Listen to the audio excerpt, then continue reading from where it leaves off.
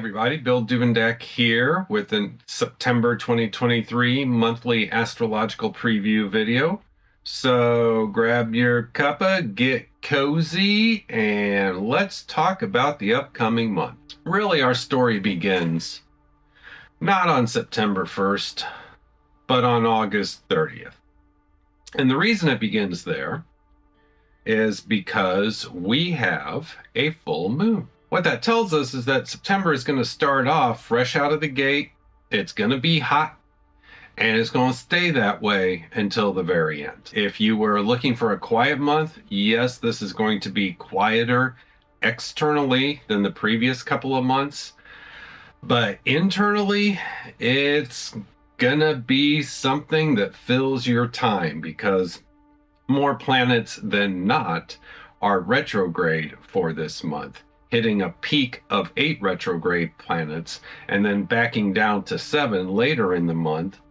Of those 8 that are retrograde towards the beginning, that's a little bit of everything. It's most of the outer planets, so reassessing our role with society and changing how we interact with society.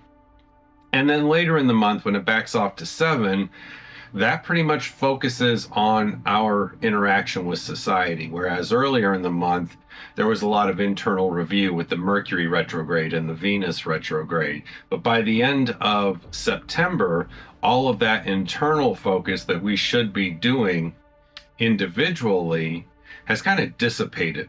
And now it's time for us to review how we interact with society in lieu of recent developments. So let's have some fun. On September 1st, the first thing we have is the Mercury retrograde in Virgo trining Jupiter in Taurus.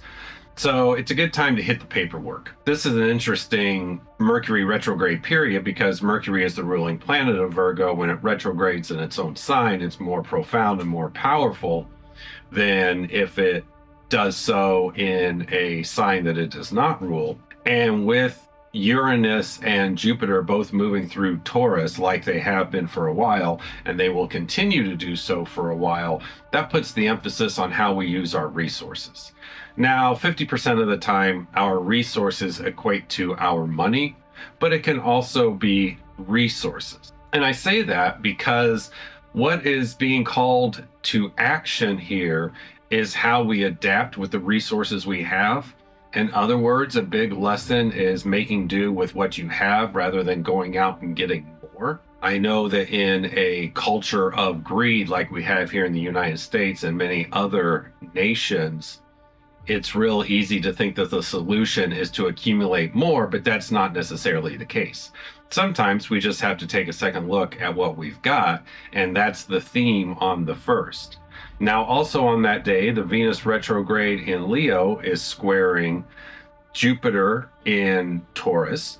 So a square is a challenging aspect. The Venus retrograde is all about revisiting how we spend our money, how we handle our money, especially when it comes to budgeting between the responsible things versus the creative feel-good things. With Venus retrograde, it's saying that now is the time to take a second look at how you spend your time and money when it comes to having fun. Maybe you're spending too much money on fun and not enough on responsibilities.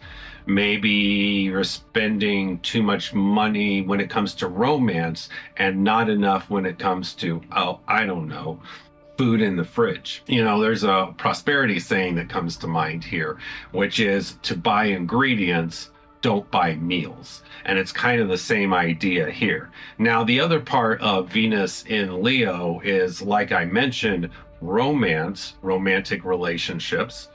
And with the square present, it's saying maybe your romance is getting in the way of your prosperity. Or because you have to focus on the responsible and the practical and the down to earth, you're having to readdress how you handle your romantic relationships and love interests, so to speak. So you can see that the subtle theme here with that aspect is juggling work and play. They've been out of balance for a while. And one of the themes of this Venus retrograde is to bring it back into balance. Also on that day, we've got the moon in Aries opposing Mars in Libra.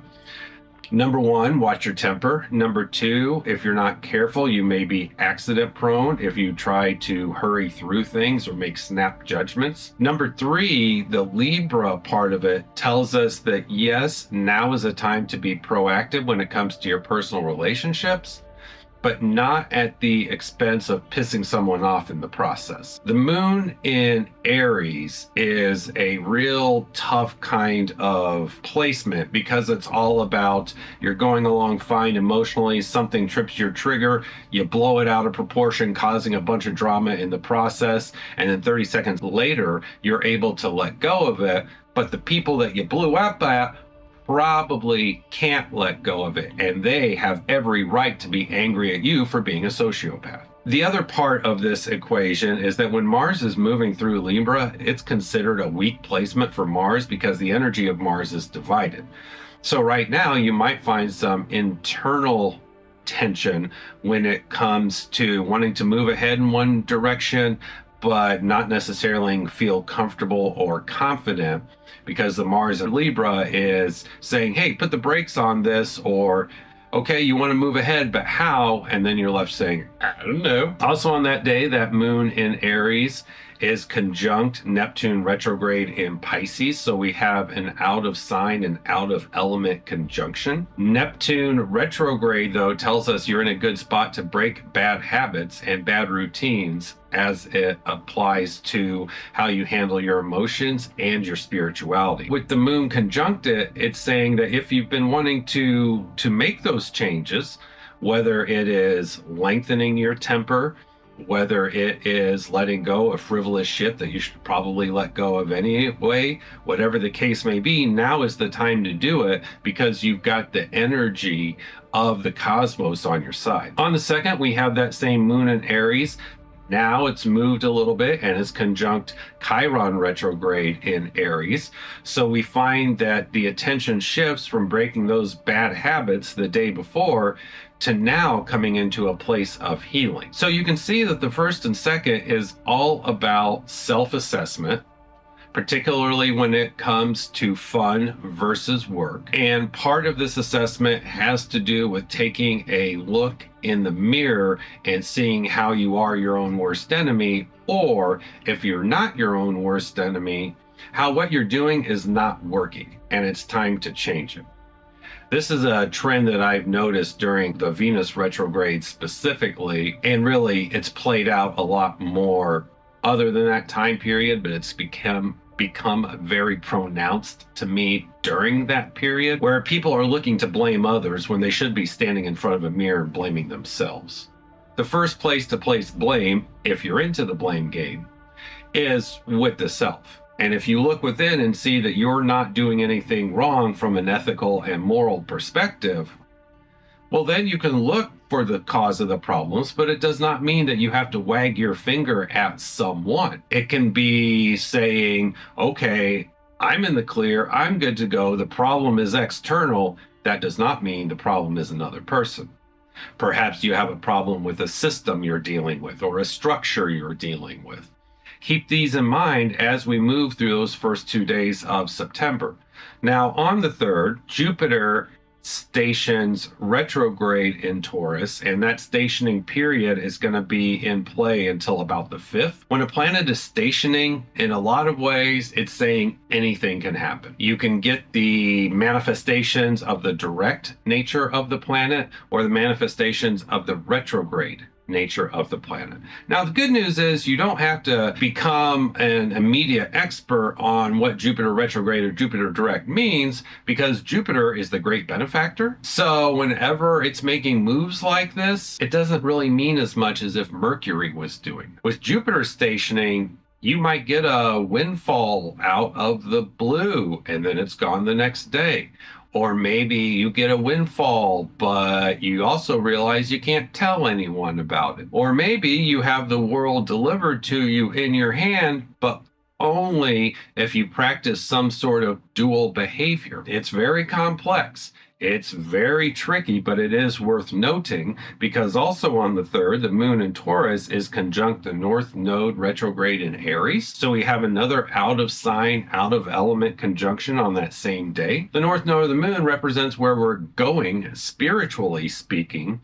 And with the moon there, it's saying the way to achieve spiritual growth and spiritual through success is by daily spiritual practices, whether it's meditating every day, if you're into ritual magic, doing your banishings every day. If you are working a lot with deities, then now is the time to do more invocations. Whatever the case may be, it's got to be consistent every fucking day. And I say that because there's too many times where people think they'll cut corners with this and then they expect to get results when in reality it's their own damn fault for cutting corners. So yes, the horrifying factor underneath this is that your eyes may be bigger than your stomach. You may want to do X, Y, and Z on a daily basis to promote your spiritual growth, but you don't have the time because of other responsibilities. Now, to the spiritually immature, they might whine and say, well, this sucks. I need to cut out the responsibilities. No, you don't. You're a spiritual being having a physical experience. If anything, you cut out the spiritual work and you focus on the practical. We're here to indulge in and enjoy the physical world. So to live in delusion and denial and escape to imagination rather than what we're here to do is counterproductive. Also on the 3rd, because that's not enough, the 3rd's one of them days, we've got the Mercury retrograde in Virgo trining that Jupiter stationary retrograde in Taurus. You know how when you're working with problems in the workplace, you have the problem brought up and you're like, okay, I can review this, I can do it, and then we'll move on to something else, but I'll have to come back and look at the bigger picture later because I took care of the small piece, but there's still the big picture to address. I'm sure those of you that have a professional life know what I'm talking about here. This is the day to say, okay, I've looked at all the small things that I have to wrap up. Now it's time to take it to the macrocosm. Now it's time to say all these little things that I've changed over the last few weeks as Mercury has been retrograde. Now it's time to go whole out and look at the big picture. Look at how all these little things fit together. Focus on the big. So that might mean long hours, but you know what? If you're doing what you love, it don't matter. Also on the 3rd, because that's not enough, we have Venus stationing direct. She comes out of her 40 days in the underworld, comes out in true Leo fashion. So on the 3rd, and this stationing period will last about until the 5th, just like Jupiter's, and they're both benefics. With this stationing period, you might find that situations come up in your romantic life that have to be dealt with. Maybe you get the final slap in your face of why you should reassess your finances when it comes to responsibility versus fun. Maybe one day new stuff's coming your way and then the next day you have to put it on the back burner to focus on more practical matters. There's a few different ways to interpret this, but where I'm going with this is that when Jupiter and Venus are both stationing like this, you're gonna get the lucky breaks because both are benefic. Jupiter the greater, Venus the lesser, but you may have to pay a price. In other words, it may not be full steam ahead. It might be half steam ahead. Also on the 3rd, we have the moon in Taurus sextiling Saturn retrograde in Pisces, so it's a good time to break bad emotional habits you have. Whether it is something that has to do with other people, such as attacking the person instead of attacking the argument, or perhaps it is the fact that you know where you're going spiritually, you just need to get there faster, or maybe it's the fact that you spend too much time in your imagination and not enough time engaged in the outside world. The 3rd is a good day to address that. And when you keep in mind what I just got done saying about Jupiter and Venus and the North Node and the Mercury retrograde all on this day, you can see that, yes, the 3rd is going to be very turbulent. It's going to be very defining. But in order to accrue success, the first thing to do is to look within and see what you need to change within you. Something I always like to point out to people is that if you want the rewards that society promises, you got to play social games. You got to do things like pay your taxes. You got to do things like looking into investing and going to the doctor once a year, going to the dentist twice a year, whatever those social norms are. If you want rewards associated with those, you're going to have to play the game. And trust me, I don't flip and like saying that. I have spent most of my life not doing that. But there is something to be said for it because of the way society is constructed. It doesn't mean you have to goose step with everyone, but it does mean you got to play within the parameters of the game if you want the awards that the game gives. And I realize these first 3 days of September, it may sound like I'm ranting quite a bit, but I'm really not. I'm trying to draw your attention to the fact that with Venus and Mercury retrograde at the beginning of the month on the heels of a full moon on August 30th, a lot of how September starts is looking at making internal changes. So anybody who's got a social cause banner that they rally around, this ain't a good time for you. It's really not. Now's the time to see how you can better serve your cause, not get out there and pound pavement.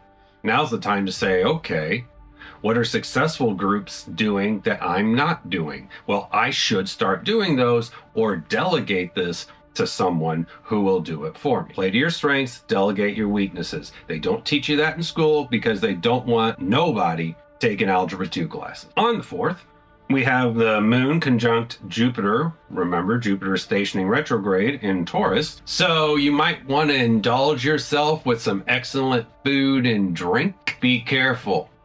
That Tupperware container in the fridge that's got the delicious pizza you had 3 days ago may come back and make its presence known if you're not careful.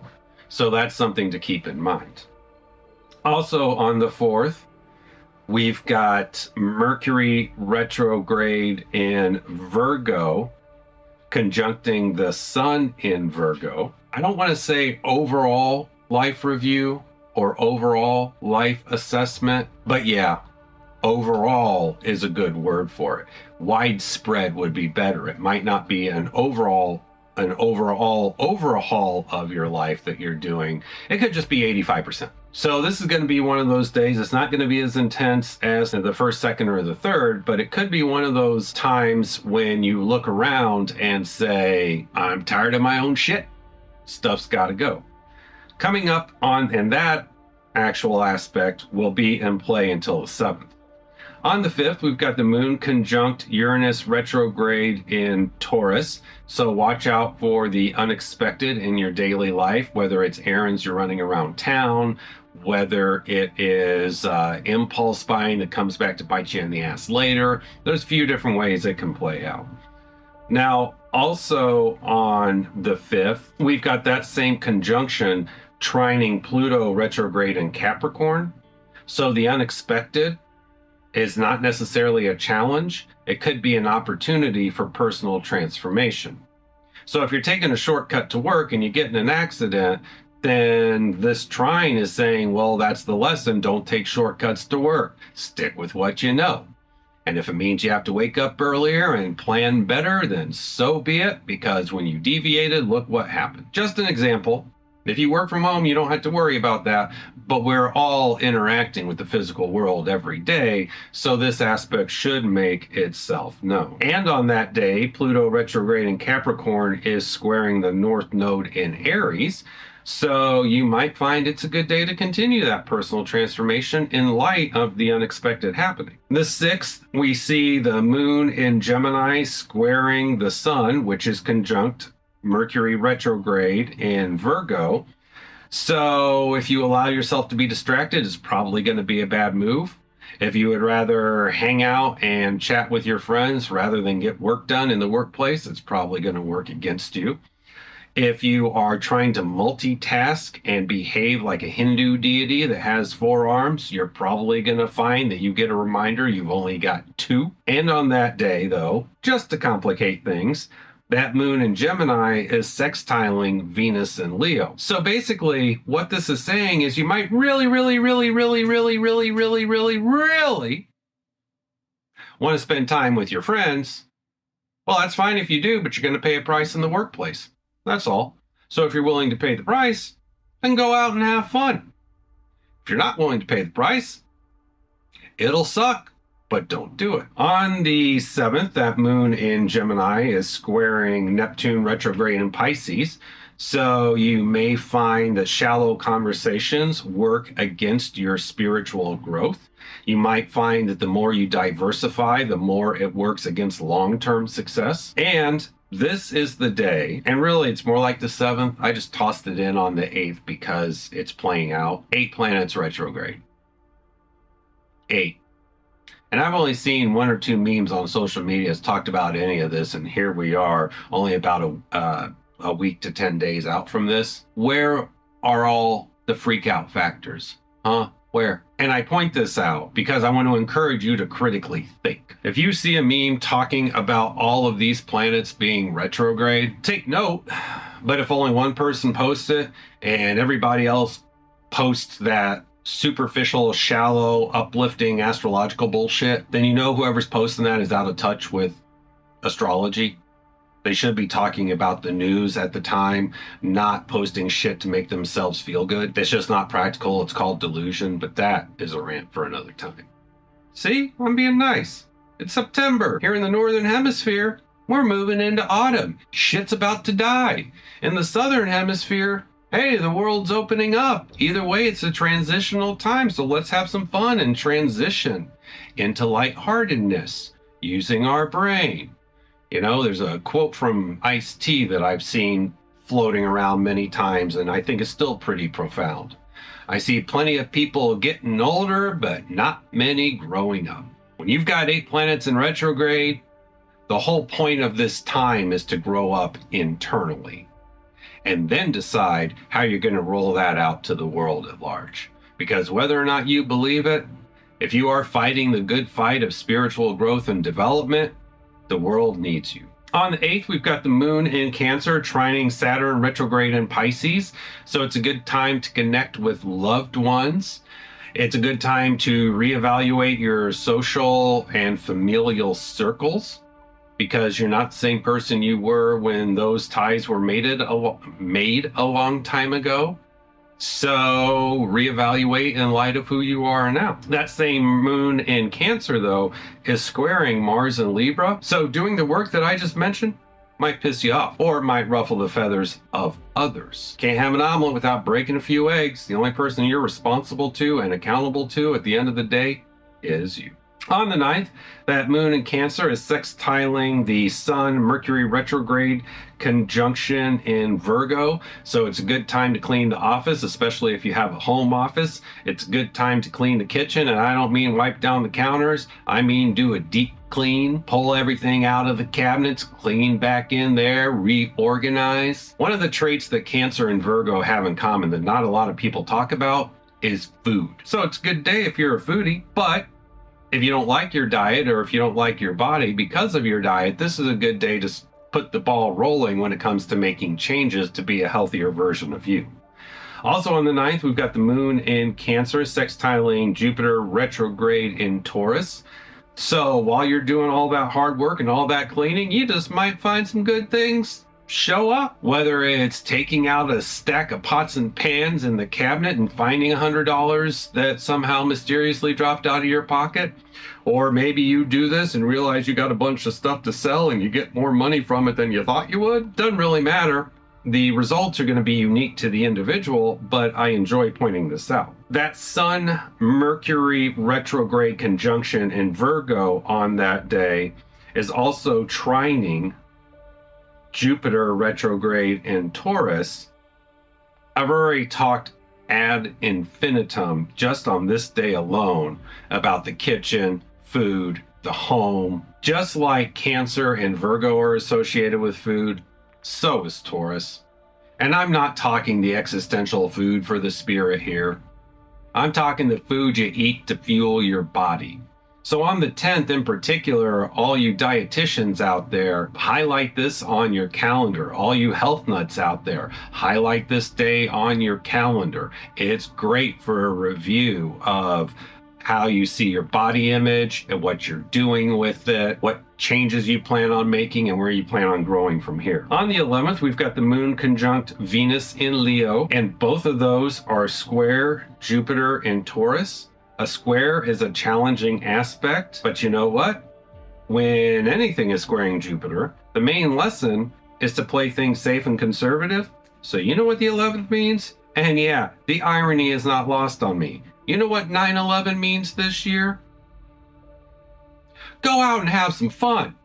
You flippin' deserve it. I just got done talking about 2 to 3 days that's all about hard work and cleaning around the house and around the office and changing this and changing that. We've already talked about Mercury retrograde and Venus retrograde moving to direct and Jupiter moving retrograde and all this internal chaos and wah.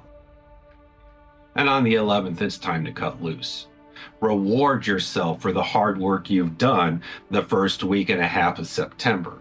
It's like coming up for fresh air after a period of drowning. So go out, have some fun, create, play the lotto, take a chance, see what it gets you. Be lighthearted and frivolous. The world needs more of that too. On the 12th, that sun in Virgo is trining Uranus retrograde in Taurus. That's going to be in play until about the 16th. And the moon in Leo is squaring Uranus in Taurus. So it's saying, you know, that fun day that you had yesterday on the 11th, don't let it boil over to the 12th. On the 12th, get back to work. The 11th was your play date. The 12th, time to get back to work. On the 13th, we've got the moon conjunct Mercury retrograde in Virgo. Watch out for accidents. Watch out for how you communicate your emotions because it might not be as clear as you think. The moon in Virgo on that day is also opposing Saturn retrograde in Pisces. So while you might be wanting to take a critical look at things, an analytical look at things, and when I say things here, I mean your emotions and your spirituality, the opposition to Saturn tells us that you might not like what you see, or maybe you're choosing not to look at the whole picture. I know, humbling concepts, aren't they? That's part of this Mercury retrograde in Virgo is humility. We can only see us as we see us. It's a challenge to see us how other people see us. But if you choose not to do that, you're short-circuiting your own power. You're removing context. And in this world, context is a huge part. On the 14th, we got the new moon in Virgo, which is opposing Neptune retrograde in Pisces. So this new moon is all about new beginnings when it comes to Virgo traits, such as the daily work routine, health, interactions with the government, critical thinking. And the Neptune retrograde in Pisces is saying breaking bad emotional and spiritual habits. So with this new moon, it is time to focus on the physical world. Now, for those of you that do witchcraft, Virgo corresponds to witchcraft. But if you're a druid, it corresponds to Druid Reach 2. And I say that because with this new moon in Virgo opposing Neptune and Pisces, this is not a time to do a meditation for enlightenment. This is the time to do results manifested magic, using physical tools to create quantifiable results to see how good you really are. Now, also on this day, that new moon is trining Uranus retrograde in Taurus. So you may find that when you do that, your results are unexpected. Not necessarily bad, but unexpected nonetheless. Also on that day, Venus in Leo is trining Chiron retrograde in Aries. That's going to be in play until the 17th. That tells us it's a good time for healing. On the 15th, the moon in Virgo is trining Pluto retrograde in Capricorn. So it's a good time to follow through on your personal transformation journey as it pertains to your career and your daily work routine. Specifically on that day, there's a grand trine in earth signs present. And whenever you have a grand trine in earth signs, the key word that goes with that is manifestation.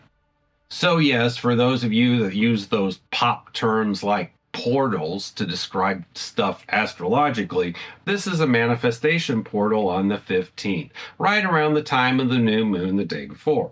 Also on the 15th, we've got that moon in Virgo still opposing Neptune retrograde in Pisces. So we continue the themes from the 14th. Mars in Libra is sextiling Venus in Leo. It's saying that while, yes, you should be focused on the down-to-earth, the practical manifestation, the physical world, that doesn't mean you have to be dour about it. I know too many people that when they're intense, they got a furrowed brow and they're going like this, and I'm focused, ooh, ooh, ooh. I could also do this and be very focused too. Guess which one of those behaviors people respond to? That's right. Depends on the person. The other piece of fun on the 15th is that that's the day Mercury stations direct. It stations direct in Virgo, which means that we're going to go from 8 planets retrograde down to 7. No longer, after the 15th, is the emphasis on internal changes. According to this, by the middle of September, you should have a handle on all that. And if you don't have a handle on that, you're doing something wrong. Yeah, I'm the guy that judged it. It's a professional opinion based on decades of experience. So when this Mercury stations direct in Virgo, it's saying put the finishing touches on whatever internal changes you've seen you've needed to do over the last 2 weeks, because now it's time to roll that out to the greater world and the greater society at large.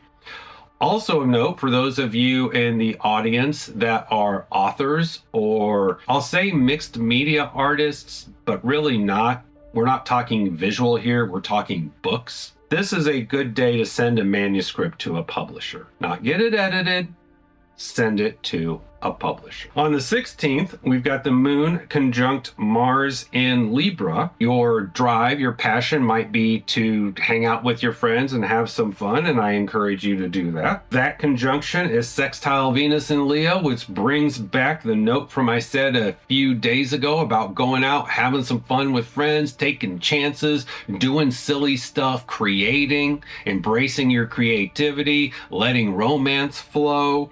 All of those are good to do on the 16th, just like it was a few days earlier. Now, that kind of complicates things though, because on the 16th, the sun in Virgo is opposing Neptune retrograde in Pisces. That's going to be hanging out till about the 22nd. And the way this makes things more complex is that usually the sun in Virgo opposing Neptune retrograde is all about balancing out the work life with any kind of bad habits you've got that were emotionally constructed.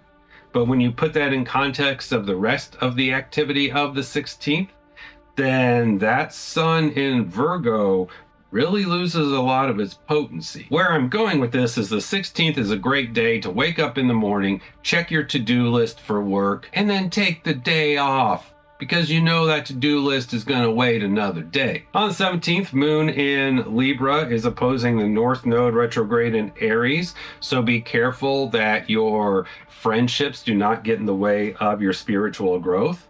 There's a cardinal sign T-square on that day as well, with the moon and Pluto and the North Node all present. So what it's saying is that, yes, go out and have fun, just like the day before. But understand that if you do, there are going to be some spiritual opportunities you probably miss. The good news is those opportunities were most likely based on instant gratification rather than deferred gratification, so you can circle back to them later when they come back up. On the 18th, Mars in Libra is opposing Chiron retrograde in Aries. That's going to be in play until the 24th. On the 18th, one of the things you can do is use your personal relationships and your relationships with your friends as a barometer for where you stand in your own healing process. You know, there's a phrase I've seen on social media. I think it's a meme now, but I saw it as a direct quote from someone many years ago. And that is that you can't heal in the same environment that made you sick. That's kind of the theme here of the 18th. If you're on a healing journey, but you find you're still surrounded by the things that were around you when you got sick, whether it's mental, emotional, or spiritual in the first place, time to change. Change your circumstances. Change your circle of friends. Whatever you got to change, it's time to change. Also on the 18th, Venus in Leo is squaring Jupiter in Taurus. So when it comes to your money, play things financially conservative.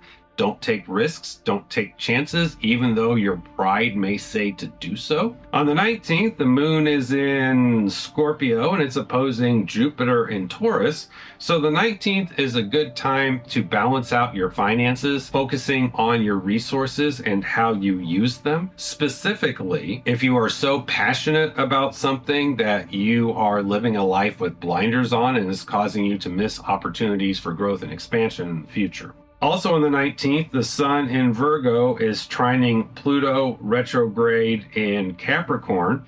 So it's a good time to figure out where you want to go from here with regards to your career. You notice how that's been coming up a lot? Well, as Pluto has been moving through Capricorn for the last many, many years, that's been the predominant theme. So even though I'm saying it a lot, this is nothing new. This has been going on for quite some time. And there is a grand trine in Earth signs present on the 19th, which is another portal for manifestation on the physical world. On the 20th, the moon in Sagittarius is squaring that Saturn retrograde in Pisces. So don't let your brutal honesty work against what you're trying to achieve, spiritually speaking. If you're trying to break bad emotional habits, today is not the day to be honest about them. You know, I've seen a lot of people who like to portray themselves as badasses on social media say, I'm just being brutally honest, and they use that as an excuse to be an asshole. Well, I challenge you. Be compassionately honest. Be lovingly honest. Be tenderly honest. You want to show me you're a badass? Do that. And the reason I point that out on this day is that with the moon in Sagittarius, it is all about truth speaking. It is all about shooting from the hip. It is all about being direct. But just because it's all about being direct doesn't mean you have to be a jerk when you're doing it. Also on that day, those two pieces, along with Mercury and Virgo, form a mutable T-square. So it is a good day to see the challenges that are in front of you and make the appropriate changes to navigate the challenges rather than throwing a tantrum. This mutable T-square will be in play for a few days here up until the equinox. On the 21st, we have a grand fire trine between the moon in Sagittarius, Venus in Leo, Chiron retrograde in Aries. And with a fire grand trine, it's time to get the lead out. It's time to get busy. If you've been lazy, this is saying that can no longer work. If you have already been working at a high level, then this day is a good day to say, how do I become more efficient? Now, for the spiritual seekers out there, this is also a good day to focus on your connection with divinity and heal it. For example, if you are a guy who has problems with the feminine goddess energy, now's the day to heal that. If you're a woman that has problems with the sacred masculine, now's the day to heal that and bring it into balance, because each one of us is part of both of those. The 22nd, crickets, 20 seconds, nice and quiet. We get a breather before launching into the equinox on the 23rd when the sun moves into Libra. So of course, in the northern hemisphere, this is the autumnal equinox. In the southern hemisphere, this is the vernal equinox. So depending on where you're at, it's the start of a new season. And the theme of the day is bringing things in balance. Now, the moon in Capricorn on that day is trining Jupiter in Taurus, but squaring Chiron retrograde in Aries. So basically, with the 23rd, bring things into balance and then go out and do the work. Good friend of mine posted on social media quite some time ago the way to actually do magic without doing magic.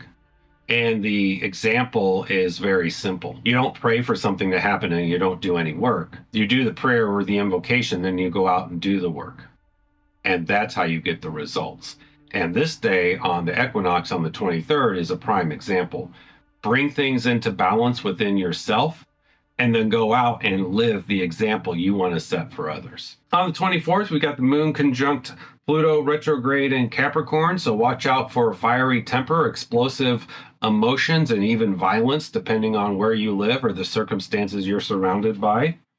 Both of those are trining Uranus retrograde in Taurus, so you may find that if you cannot govern that within yourself.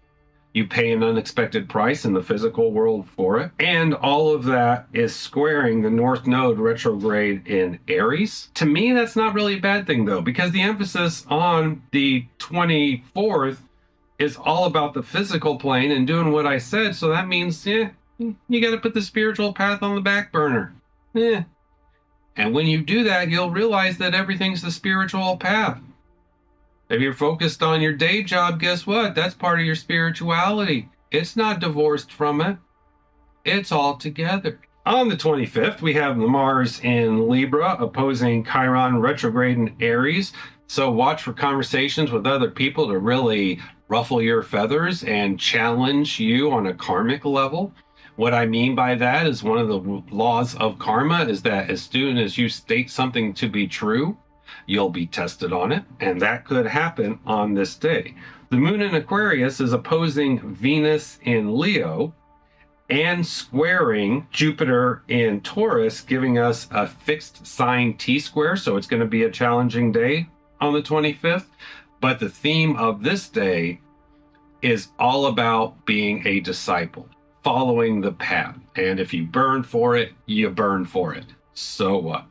So yes, the 25th will have its challenges, but one of the ways to navigate that is finding an internal balance between doing what's best for you versus doing what's best for others, and how your attitude regarding that subject either helps or prevents your prosperity in the physical world.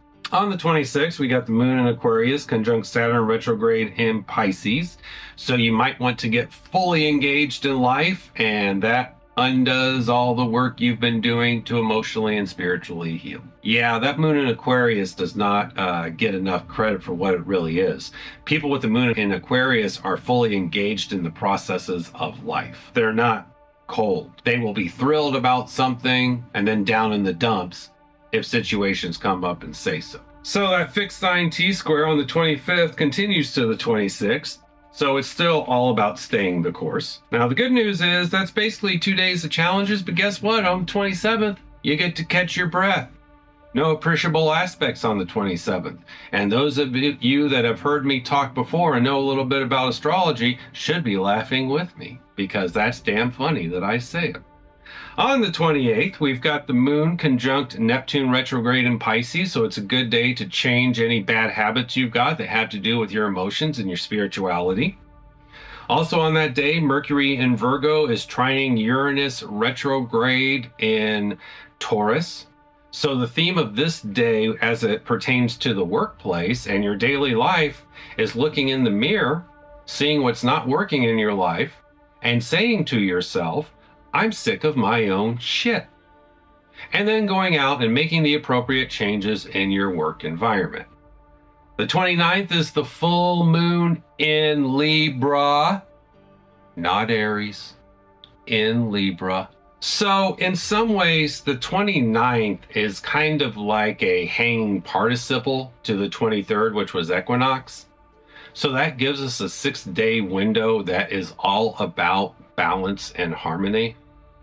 It gives us a 6-day window to say, okay, I'm in balance. Now I'm going to demonstrate that for 6 days. And on the 29th, I release that. Or maybe on equinox, I think I'm in balance. And then for 6 days, you're proven wrong. So then on the 29th, it's time to reassess how balanced you are in light of new information. And then finally, on the 30th, 30 days has September, April, June, and November. On the 30th, we've got the moon conjunct the north node of the moon retrograde in Aries, which is part of a cardinal sign T-square that also involves Mars in Libra and Pluto retrograde in Capricorn. So the month ends with a cardinal sign T-square. And remember that at the beginning of the month, it was kicked off with a full moon. So there's a lot of energy at the beginning of the month. It does get turbulent throughout the months with all of these T-squares that crop up towards the latter part of the month. But the first few weeks, it's all about doing what you got to do for you. It's all about saying, with Venus and Mercury retrograde, I got to make these changes. But then as the month goes on, You can assess and say, well, I've made the changes. Now it's time to go out and change my interaction with society. And then when you do that, boom, boom, boom, you get hit with those T-squares because you're changing your vibration. You're changing your interaction with the outside world. So what that means is there is going to be some feathers ruffled. There are going to be some waves that ripple, and that's okay. You can't have an omelet without breaking a few eggs. So if that's the case, enjoy the breaking process. Anyway, I realize this was a little bit longer than normal, but I hope you stuck with it and you can see why. Thank you to Adam Knox and the Cult of You for this opportunity. Don't forget to follow along with the Halls of Tarot Home Game Edition that Graybeard and I post every day on the Halls of Tarot YouTube channel. September sees a lot more events in my world, so check out 418ascended.com for up-to-the-date information. Stalk me on social media. Lord knows you ain't the first, and I love that. I'm easy to find, and by the way, I've also added daily horoscopes to Threads, and the Twitter will continue to get the daily horoscopes as well. Anyway, monthly horoscopes are on the website, and until we chat again, may we all receive blessings of good health, prosperity, and success as we move forward through the next month of our lives, and put it on your radar for the masterclass that Adam and I are going to do. Stay tuned for more information on that, and we're going to have some fun there, so I hope you join us. Until then, enjoy your drink. I've always felt a little different, a little uneasy between regular folk, a bit of a dreamer, a lost cause, a little non-ordinary, some would say. I think I've always just been this way. My mother said I was special, my father thought I should be feared. But I knew that witchcraft coursed through my veins the first time I tasted the lips of the goddess inside the rain. Yes, I'm a witch, it's true. And sure, we are the ones who believe in the beauty of nature, who believe in the things science, absent of art, cannot explain, who instead of religion would have romance. And sure, you may think we have lost our way, when in the world of predictable things we have such unfamiliar things that we would like to say. But maybe, in a world so cold and alone, a little unfamiliar is exactly what is needed to show us the way home.